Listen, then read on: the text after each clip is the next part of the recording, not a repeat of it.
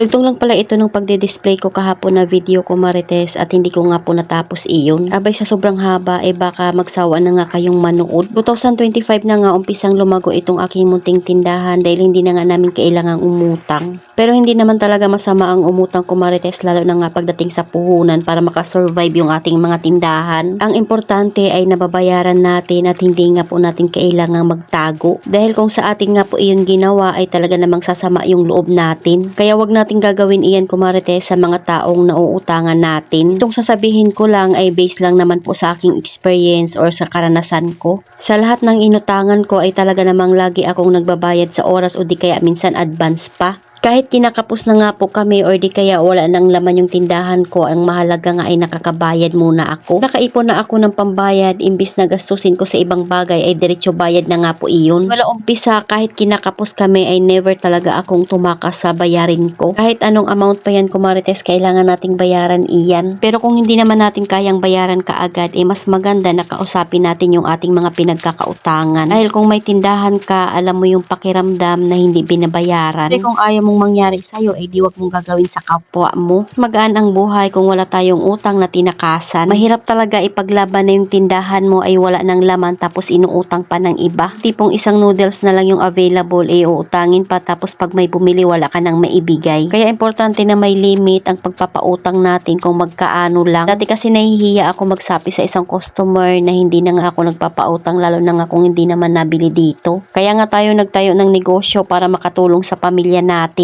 Hindi para bigyan yung stress yung sarili natin, pati na nga rin po yung ating mga jowa dahil wala nang laman yung tindahan. Tapos sila yung nagpakahirap magtrabaho para magkaroon ng laman. Kung hindi man nila tayo maintindihan, Marites, yun ay dahil hindi naman nga po sila nagtitindahan. May experience lang nila yun kung sila na nga po yung magtitindahan tapos walang mapaikot na puhunan. Isipin mo yung hindi nga dito sa street namin nakatira pero pag umutang talaga namang napakahaba at umaabot ng 500 mahigit. Pero kahit isang soft drinks or kape ay hindi man lang makabili. Kaya nung umulit siyang umutang ay hindi ko na talaga pinagbigyan. San yung ibang umuutang at first time lang naman ay pinagbibigyan ko rin talaga. Pero titingnan ko kung ano yung diskarte niya sa pagbabayad dito sa utang niya. Kung sa sinabi niyang araw na magbabayad siya at hindi naman siya nagbayad, hindi na nga iyon makakaulit. O di kaya pag naliligaw lang sa tindahan ko para umutang. Ano na ako kahigpit ngayon, kaya kahit sabihin mong mayabang na nga ako, wala na nga akong paki doon. Dahil kahit maging mabuti ka man o hindi ay meron pa ring masasabi iyan sa'yo. So ito na nga po yun, nakapaglinis na ako. Ito na talaga yung final na linis ko, Marites, at tapos na nga rin po talaga akong mag-display. Nakapagpahinga na naman nga po ako ng mga ilang araw sa pamimili. Dahil naka full restock na nga po tayo, pero yung kukumama dyan ay isang piraso na lang, wala kasi stock doon sa binilhan namin. Ganda talaga gumamit ng ganitong organizer ko, Marites, dahil mura lang. Di na nga tumba-tumbay ang ating mga paninda dyan. At itong lagayan ko naman ng shampoo ay talaga namang napaka-face saver. Dito naman nga po sa harap, puno nga po yan ng pang-snack, merienda, candy at dilata. Yung isang kasabitan pala dyan ay pinatanggal ko kay Jowa at isang piraso nga lang po yung pinatira ko.